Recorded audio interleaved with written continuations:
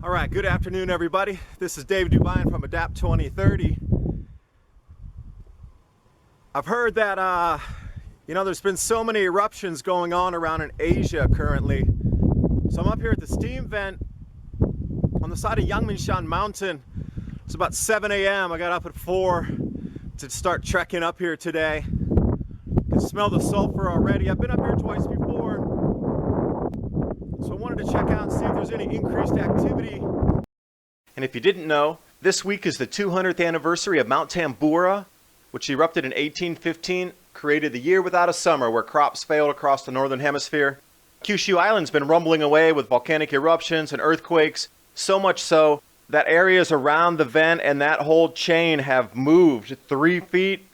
Across the Pacific in Ecuador, massive earthquake there, downgraded by the USGS below 8, which they routinely do so you don't see the pattern of large quakes emerging.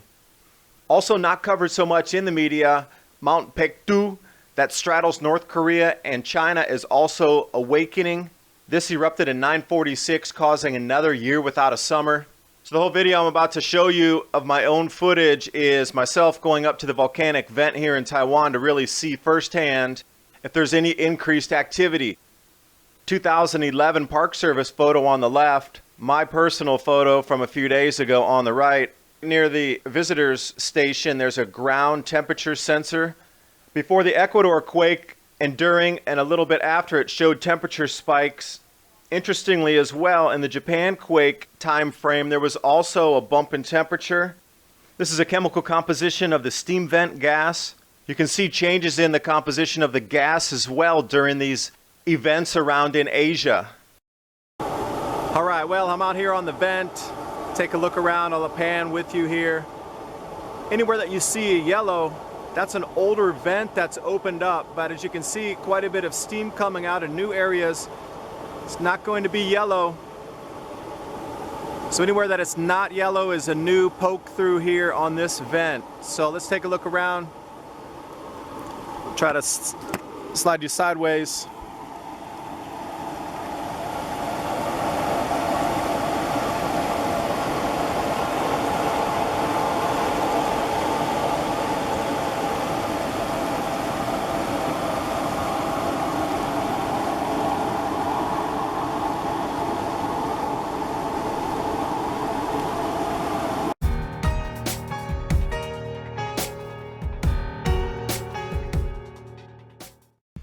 All right, good afternoon, everybody. This is Dave Dubine from Adapt 2030. I've heard that, there's been so many eruptions going on around in Asia currently. So I'm up here at the steam vent on the side of Yangmingshan Mountain. It's about 7 a.m. I got up at 4 to start trekking up here today. I can smell the sulfur already. I've been up here twice before, so I wanted to check out and see if there's any increased activity. And the world's volcanoes are waking up. Earthquakes are increasing. And this goes right on that same time frame of 400-year cycle for grand solar minimums. Kyushu Island, it has been rumbling so much that the island itself has moved 3 feet across that entire ridge area. Not only did it move, but it raised a foot. Ecuador above 8 on the original reading, but USGS downgraded that. What's not widely talked about is the new activity and the waking of Mount Baekdu that straddles North Korea and China. This erupted in 945, and that was only second to the Mount Tambora eruption. So this created another year without a summer. So if it was 945 and then 1815, it's right around the 900-year cycle. I went up to the volcanic vent up at Xiaoyoukeng to take a look firsthand to see exactly, is there an increase in the steam vent on this volcano.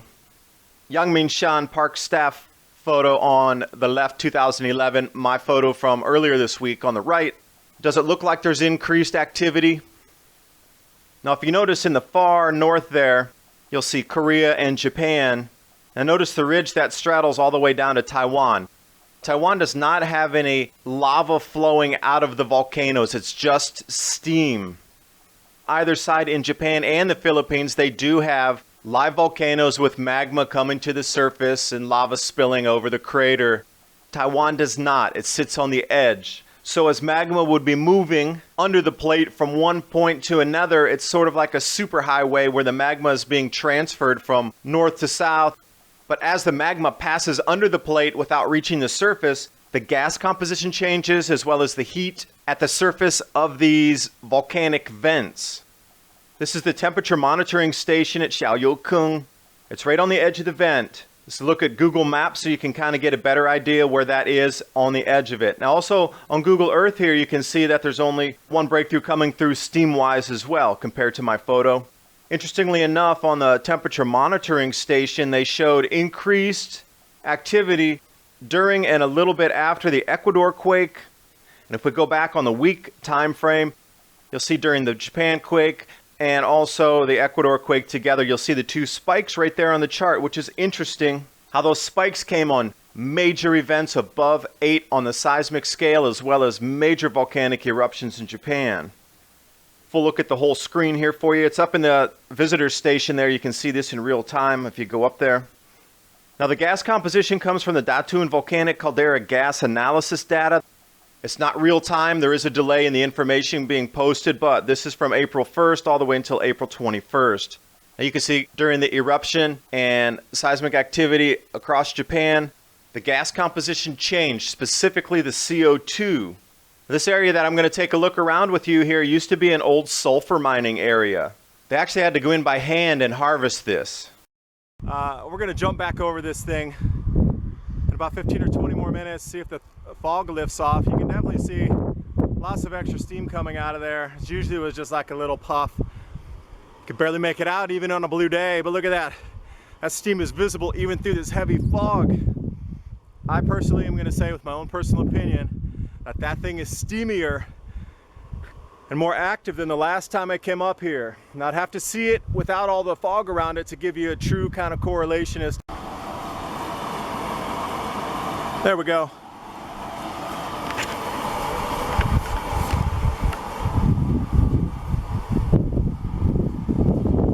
You can kind of see through it a little bit. Man, I want to get closer down there.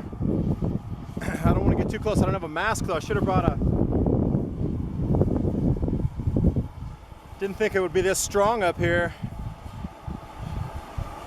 I think I'm gonna have to wait. There we go.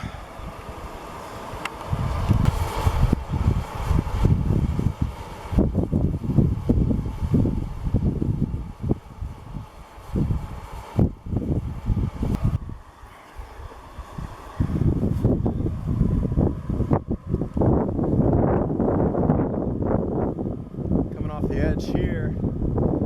The steam vents are right over there in the fog and mist. All right, that was super interesting. I went into the center up there. They had some seismic charts showing the ground temperature over the last week, and you can see the spike where the Japanese earthquakes were. So those people are super nice inside, and they hooked me up with the seismic monitoring station, and they sent me some online resources where you can check temperature spikes and you can set in your own parameters. They just sent me the link to that on my mobile here. Talked to the guy, one of the guards here. He said that spike in activity started about 3 weeks ago, and that the amount of steam coming out there it's broken through in 5 or 6 other places along the vent here. So definitely an increase in the activity. Also something to note, they said there were 21 areas that they're monitoring here on the park side, and all 21 are showing increased signs, as well as the composition of the gas has changed. I'm going to try to line this up in the video with the temperature spike so y'all can check it out. But I saw clearly for the 7-day figures what had happened and where the spike was. Clearly see that, and it matches right up with the Japanese quakes. So definitely in the grand solar minimum, it's either the cosmic rays that are hitting the magma inside the planet here, or it could be something about the electrical discharge from the solar wind and the protons hitting the upper ionosphere. But whatever it is causing these quakes, definitely an uptick here in Asia. Now, when I talked about the Park Service with the increase in steam vent outgassing across the mountain range here, These are the 8 major areas that I have pegged myself as steam vent outcroppings. The bottom 2 are Yokung, Xiaoyokung, and then also 2 other vents that are close to there that we walked up to, which I'm going to show you in a different video. Now, the year without a summer effect, this is exactly what happens. The time from the eruption, you get tsunamis, pyroclastic flows, and then the ash fall. I'm talking ash 30 kilometers up into the atmosphere, not just 6 to 10 kilometers like we've seen recently. This is something that goes up 30 kilometers with such volume of particulate and sulfur dioxide that the sun starts to get reflected. It's termed the albedo effect, where the sun's reflected back into space as it hits that barrier in the atmosphere. This will affect global food production, and this is one of the things that always accompanies a grand solar minimum. Top part of the graphic here is the volcanoes with the date of eruption for the last 200 years or so. Now, the bottom bar graph shows you the amount of ejecta that was put into the atmosphere. To the right there in the 1800s, Mount Tambora and Krakatoa. But when we come a little further back in time, into say the 1470s or 1300 era, there were gigantic eruptions then. And it's really hard to tell where this new grand solar minimum is going to put us in the volcanism. Okay, here we are. We're at 4 corners. So we can head south into the mist. We can head west into the mist. We can head north down to the road through the mist. Or we can head east through the mist. I'm at the very bottom of the fumarole vent off of one of the bridges here, and I'm trying to get up in there from the bottom so we can really take a look at the steam vent from all angles. This is what I've run into as a roadblock here. Can't get much past this. I'm gonna try another direction to go up through and see if I can get through here. This is what I'm gonna try to traverse here. I'm gonna go up over this wall. Let's try to find a small trail around. I'm gonna try the other way. The wall's about 20 feet tall. And they're really, unless I'm scaling through the tires there, and I don't want to stick my hand in any cracks, there's definitely snakes up in here. Let's take a look around. I've been climbing up these rocks for a little bit. This is what we're looking at downstream. I just crawled up there.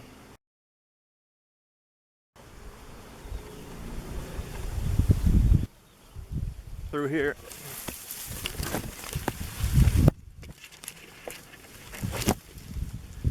Look for snakes at the same time.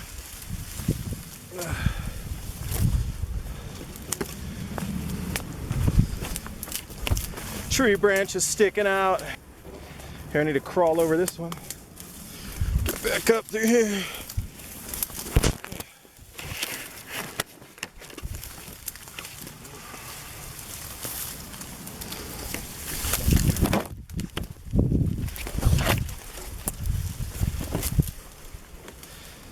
Okay, and we're back out. Woo!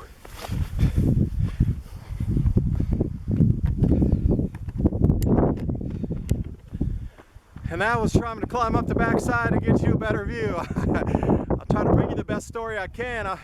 As you can see, there's activity well connected underground with lava. Magma moving across to Asia. You can see that the temperature spikes here in Taiwan were directly related to the volcanoes that were erupting in Kyushu Island in Japan, as well as the earthquakes in Myanmar, earthquake in Philippines, several 7+ up in Kyushu. We had like a 5.6 here yesterday and a 4.9. So you can see the temperature spike on the charts I was showing you earlier. Seems like the grand solar minimum's in play, and these volcanic kind of effects are always associated with grand solar minimums. It just becomes a feedback loop where these get more ash into the atmosphere, more particulate, which reflects the sunlight back, and it becomes a feedback loop. It's not so much about the total solar irradiance, about the watts per square meter of energy striking the planet. It's more about the albedo effect.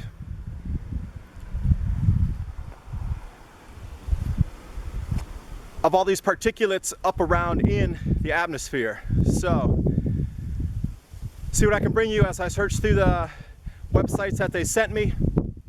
See if I can find you some more information here. Anyway, appreciate you watching. So coming back to the magma going under the mountain ranges beneath the sea, Another interesting thing here, CO2 spiked in Taiwan the exact same day that the Papua New Guinea volcano Manam had that VEI-4 eruption. Now again, that magma's passing right under the island here, not coming out, but it's going elsewhere. These are today's readings. This is the second day up here at the steam vent. Hey, good afternoon, everyone. This is David Dubine again with Adapt 2030. I was up here yesterday, but it was too cloudy to really see the steam vents, so I decided to come back up again. It's really clear today. Let's take a look around. You can see the increased activity off the vents here. As I was told by the park rangers yesterday, there's been a breakthrough in 5 different areas along this vent. So I'm going to climb over. As always, I try to bring you the latest, most reliable information firsthand here.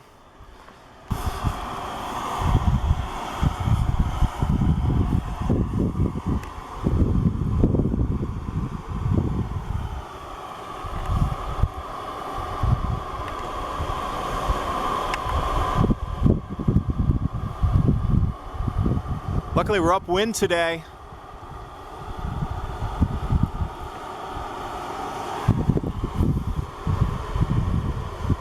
Okay, so let's start where the park rangers told me where this is new. All right, this is first spot that's new.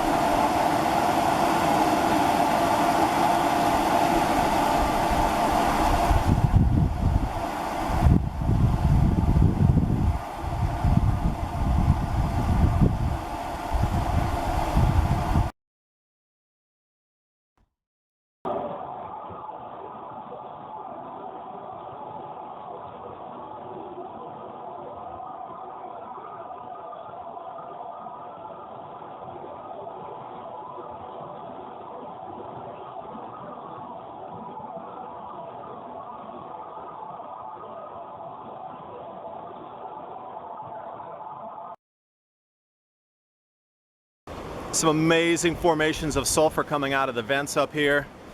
I'll try to zoom in on one for you right over here. So let's take a look. I'm gonna jump you down.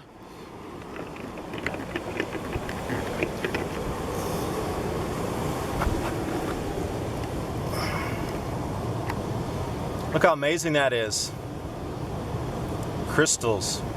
In addition to that earth energy that I felt all day up on the mountain, one of the most beautiful things were the crystals that were forming at any of the vents. Sulfur crystals look a little spiky like this.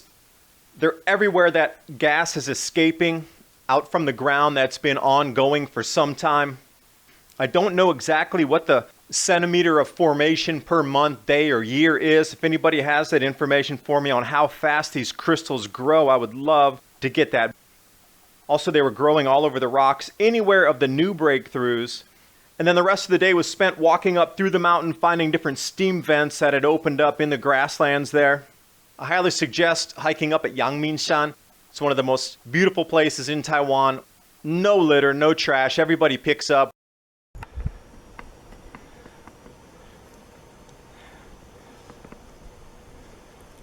All right, so this one's new.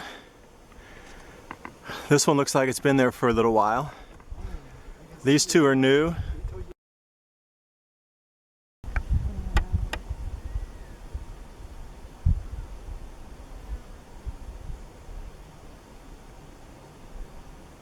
I don't know that book, Divine Comedy. I think that's the book. Maybe I'm wrong, because I never read it. Well, that's a good shot right there. It looks so like other planet, like wow.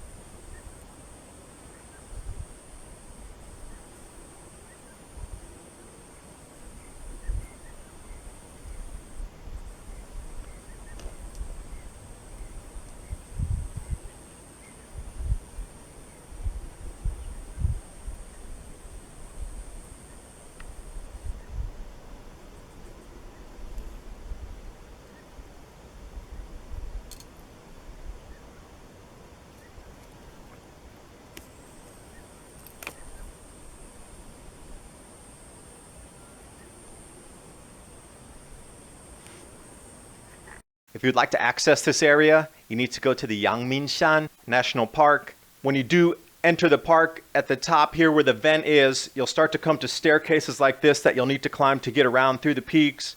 You'll come across old World War II bunkers and pillboxes.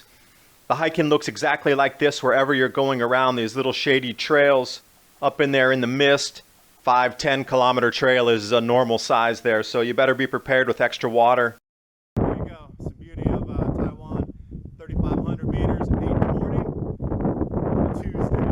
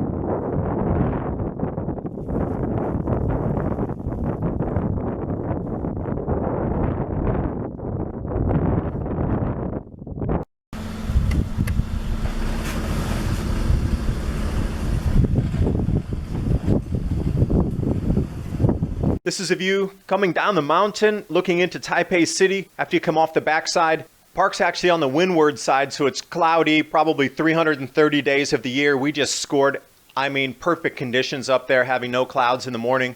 I do thank you for watching.